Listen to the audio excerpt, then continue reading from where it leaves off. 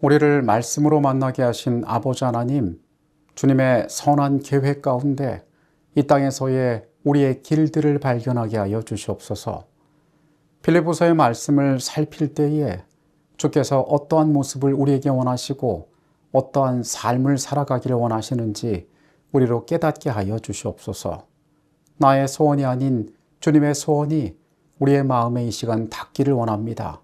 주님, 우리 가운데 역사하여 주시옵소서. 예수 그리스도 이름으로 기도합니다. 아멘. 빌립보서 2장 25절부터 30절까지의 말씀입니다. 그러나 에바브라디도를 너희에게 보내는 것이 필요한 줄로 생각하노니 그는 나의 형제요 함께 수고하고 함께 군사된 자요 너희 사자로 내가 쓸 것을 돕는 자라. 너희 무리를 간절히 사모하고 자기가 병든 것을 너희가 들은 줄을 알고 심히 근심한지라. 그가 병들어 죽게 되었으나 하나님이 그를 긍휼히 여기셨고 그뿐 아니라 또 나를 긍휼히 여기사 내 근심 위에 근심을 면하게 하셨느니라. 그러므로 내가 더욱 급히 그를 보낸 것은 너희로 그를 다시 보고 기뻐하게 하며 내 근심도 덜려 함이니라. 이러므로 너희가 주 안에서 모든 기쁨으로 그를 영접하고 또 이와 같은 자들을 존귀히 여기라. 그가 그리스도의 일을 위하여 죽기에 이르러도 자기 목숨을 돌보지 아니한 것은 나를 섬기는 너희의 일에 부족함을 채우려 함이니라. 에바브라디도라는 이름은 빌립보서에만 등장하는 이름입니다. 하지만 우리는 이 책의 여러 언급을 통하여 그에 대한 꽤 많은 정보들을 얻을 수 있게 됩니다. 오늘은 바울이 언급한 이 에바브라디도라는 인물에 대하여 살펴보도록 하겠습니다. 오늘의 주제는 이런 자들을 존귀히 여기라입니다. 이 에바브라디도라는 이름으로 우리가 알 수 있는 정보는 그는 아프로디테를 숭배하는 이름을 가진 이교적 배경에서 태어나 성장하다가 훗날 복음을 받아들이고 회심한 사람이라는 것입니다.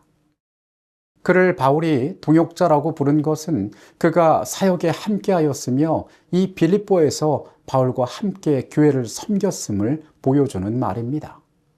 함께 군사된 자라고 바울은 그를 표현하고 있는데 그것은 에바브라디도가 복음을 전파하는 과정에서 마주했던 갈등들을 가리키는 것처럼 보입니다.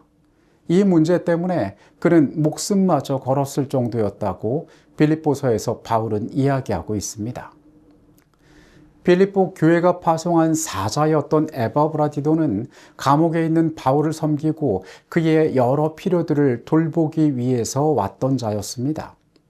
빌립보 교인들은 옥중에 있는 바울을 돕기 위하여 그들의 재물을 모아 한 사람을 보내게 되었는데 그가 바로 그들이 믿고 신뢰할 수 있는 에바브라디도였던 것입니다.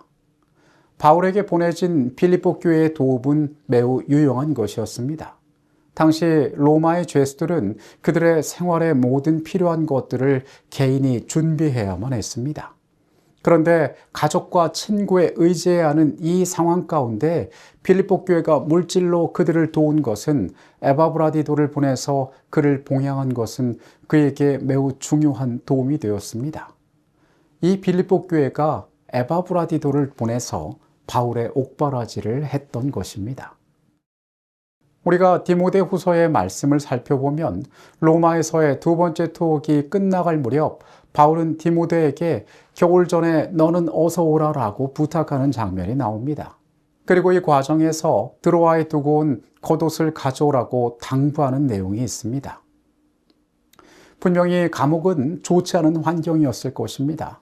노년의 바울은 이 두꺼운 외투가 꼭 필요했을 것입니다. 선자에 그린 사도행적의 내용을 보면 빌립보 교회로 보내주는 이 편지의 전달을 맡은 사람이 바로 에바브라디도였다라고 언급되고 있습니다. 아마도 빌립보의 문제들 때문에 바울은 에바브라디도를 예정보다 빨리 돌려보내는 것이 필요하다고 여겼던 것 같습니다. 바울은 빌립보 교인들에게 주 안에서 모든 기쁨으로 그를 받아들이라라고 권고하고 있습니다. 그리고 바울은 성도들이 이 감옥에 갇힌 자신의 상황을 걱정하지 않기를 원한다라고 그들에게 당부하고 있습니다. 또 바울은 이 에바브라디도와 같은 사람은 그리스도인들이 존귀하게 여겨야 할 사람이라고 이 말씀 가운데 강조하고 있습니다. 이것은 그의 부나 사회적 지위 때문이 아니라 예수의 본을 따르는 희생하는 정신을 바로 이 에바브라디도란 인물이 지녔기 때문이었습니다. 바울은 이 권면 가운데에서 믿음의 공동체 안에서 교회 안에서 과연 어떤 존재가 높임을 받아야 하는지를 강조하고 있습니다.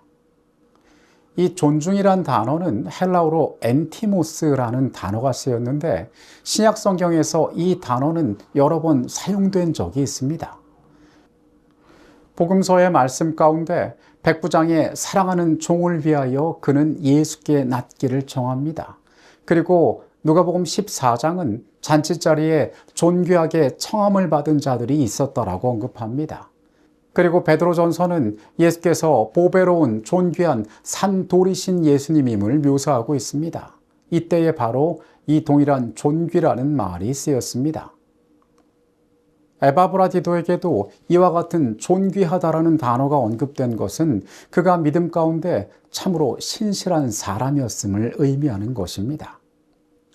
바울이 그를 주목하여 교회에 소개한 것은 그가 가진 세상적인 형편이나 또 사람들이 주목하는 세상적인 가치가 있었기 때문이 아니라 예수님의 참된 본을 따르는 그의 삶을 드려 그분에게 드릴 줄 아는 희생하는 정신 때문에 그를 존귀히 여겨야 할 사람이라고 강조하고 있었던 것입니다.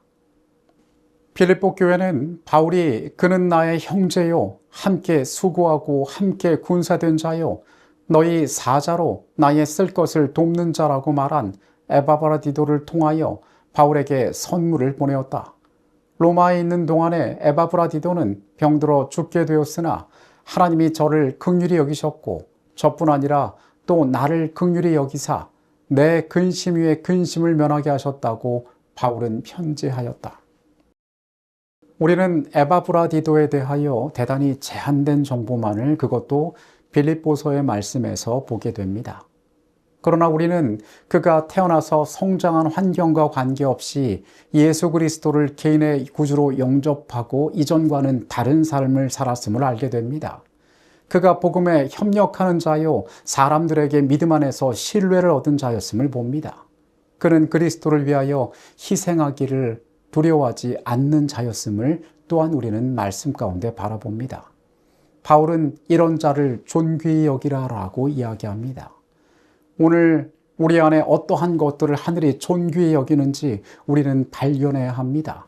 그리고 그 존귀함을 우리의 삶이 품기 위하여 애쓰는 삶을 살게 되시기를 바라겠습니다. 거룩하신 아버지 하나님, 우리가 이 땅의 것들을 바라보면서 우리의 눈이 어두워지고 우리의 판단력이 흐려지지 않았습니까? 하늘이 존귀히 여기는 것으로 우리가 존귀히 여기는 자들 되게 하여 주시옵소서. 그리스도를 위하여 삶을 드리고 복음을 위하여 자신을 바칠 수 있는 가장 아름다운 헌신을 나타낼 수 있는 믿음 안에 존귀한 자가 되도록 우리의 삶을 구별하여 주시옵소서. 예수 그리스도의 이름으로 기도합니다. 아멘.